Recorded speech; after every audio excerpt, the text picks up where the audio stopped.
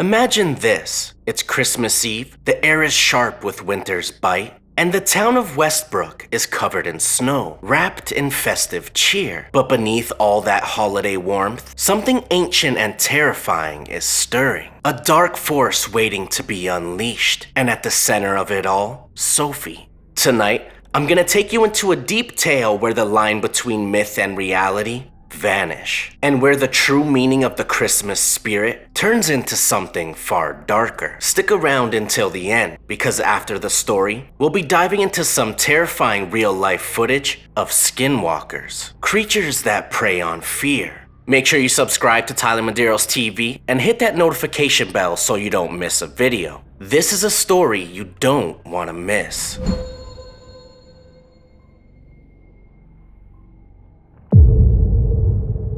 It was Christmas Eve in Westbrook, a town blanketed by snow, where everything seemed perfect. Families were gathered by the fire, carolers sang in the streets, and the scent of gingerbread filled the air. But for one woman, this night would not be a celebration. This would be the night everything changed. Sophie had always loved Christmas. Who doesn't? But that year, it felt different. It all started with a strange letter. No return address, no signature, just a cryptic message. The letter read, "Come to the old chapel on Christmas Eve, midnight. You'll understand when you arrive." At first, Sophie thought it was a prank, until she remembered the chapel. The one on the outskirts of town. It had been abandoned for years. A place that was steeped in mystery, whispers of dark rituals, blood spilled in the name of forgotten gods. The closer Christmas Eve came, the more Sophie felt drawn to it. Her curiosity and fear pushed her to the chapel's door. She just had to know. She had to understand. Now standing at the chapel's entrance, Sophie could feel something was wrong. The air inside was colder than outside, the stench of decay filling her lungs. And as the door creaked open, she felt watched. As Sophie stepped inside, the temperature dropped sharply. It was as if the building itself had absorbed centuries of cold and darkness. And then she saw them. Figures cloaked in black, their hoods drawn low, standing in a circle. And in the center, someone she thought was long gone,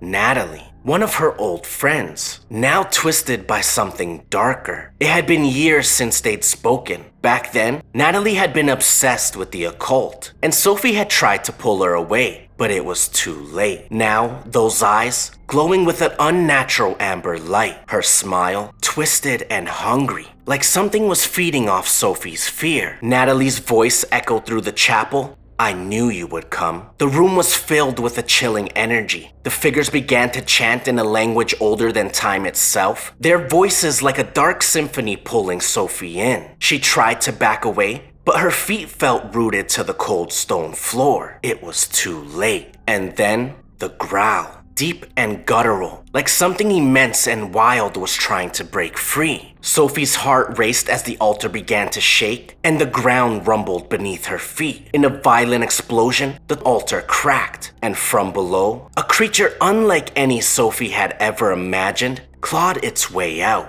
A skinwalker. A being that could change its form. A spirit bound by blood and dark rituals. It was massive, twisted half man, half beast, with glowing amber eyes that burned like fire. Sophie's legs shook, her heart hammering as the creature's roar shattered the silence. Natalie stood unmoving, her hands raised in worship. "We freed him," she would whisper. "He will protect me. I will never be alone again." But the ritual wasn't over. Sophie tried to flee, but the room shifted. The walls closed in and the door slammed shut, trapping her. The skinwalker's gaze locked onto her, but it didn't lunge. It turned toward Natalie. And that was when Natalie realized it wasn't Sophie that the creature was after. It was her. The skinwalker's claws ripped through her, its jaws snapping shut on her throat. The last thing Sophie heard was Natalie's scream, her body crumbling into dust. Just as quick as it had appeared, the skinwalker vanished, fading into the shadows, leaving Sophie alone in the silence. As Sophie stood frozen, alone in the chapel, she felt a cold hand on her shoulder, but when she turned, no one was there. only the wind howling through the broken windows. When Sophie finally stepped out into the night, the snow had stopped falling. The world was still. She was free, but at what cost? The ritual was over, but some things never truly end. So what happened to Sophie? Was the Skinwalker truly gone? Or is it just waiting patiently for its next offering? The town of Westbrook is quiet now, but some whispers say that on the darkest nights, when the wind howls through the trees, you can hear it, the Skinwalkers growl,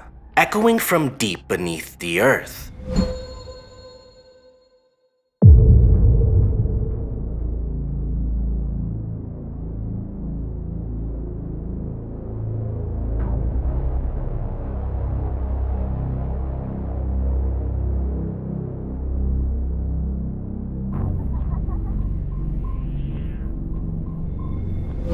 Let me see, I'll know if she's my dog.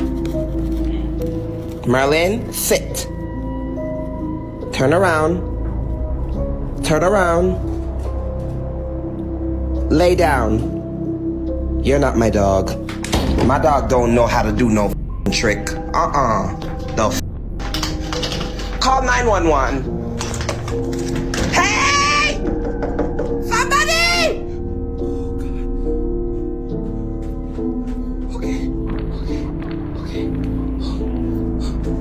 Okay, I'm gonna end the live. I have to call the police. I have to...